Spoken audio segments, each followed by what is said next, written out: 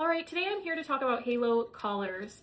We have had Halo collars for over 4 years now. When we first got our first dog, we bought our first Halo collar. A year later, we bought our second dog and bought him a collar as well. I would say between the two of them in the past 4 years, we've gone through at least 5 to 6 of them. In most cases, they were replaced through the warranty. But in one case, I did end up purchasing a new one. I think the warranty was up. So I think Halo Collar, they have an insurance program that might be worth it. You can get kind of extra warranty or insurance. We did not have that, but ours, when something did happen, they were covered through the warranty program. My first thing I wish I would have known, so the first thing, it does come with a subscription, a Halo Collar monthly subscription. And I accidentally somehow, when I bought a second collar, I had 2 subscriptions and I didn't notice it because it was on different credit cards. But once I noticed it, they fixed it really quick, great customer service. Anytime that I needed a new collar or replacement parts, they took care of it. In most cases, I think one case we were out of warranty, but they still replaced it for us. So they're really nice. I don't know if they always do that. That's just my experience of what happened. So a few things that have happened with our collars throughout the years. One of our collars, this area has broken. And initially when we first got collars, we did not use the protective, it's not really a case, but just this protective cover. So our collars got so dirty, so banged up. So my first tip, keep this protection on it. After we went through so many collars, I think it was probably partially our fault for not using these kind of fabric covers. So use those. I have had the prongs fall out before, so be mindful of that. Make sure you twist them tight enough. So we've had them fall out before. And in our experience, when one falls out, the other one does not work.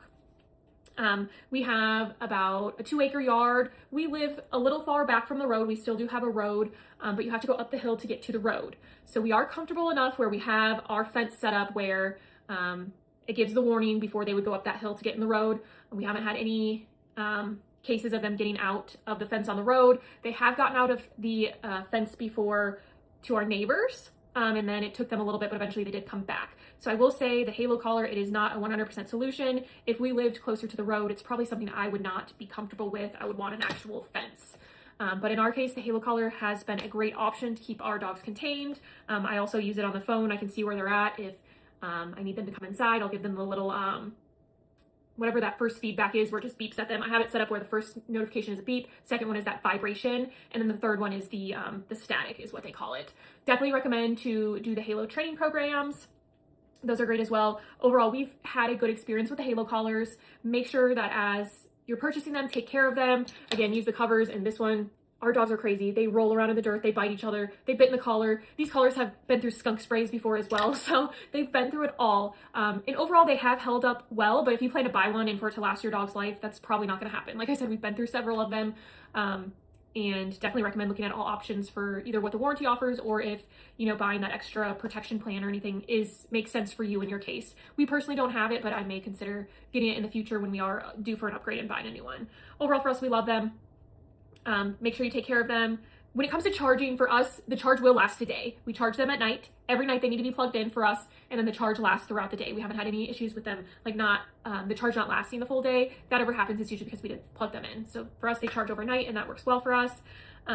Do recommend, I will have a disclosure that both of our dogs were trained on normal like e-collars before we got the Halo collar. So if your dog is not trained with an e-collar, would recommend fully going through the Halo collar training program to ensure your dog's going to respond properly to these. Our dogs had already had basic obedience training and e-collar training before we got the Halo collar. That is one important disclosure. But overall, our dogs, they respond pretty well to the feedback. The only time where they may not is one of our dogs does have a very strong prey drive. He will go chase a squirrel, and eventually that static will make him come back. But overall, I've been really happy with the product, and for us, it has been a good option.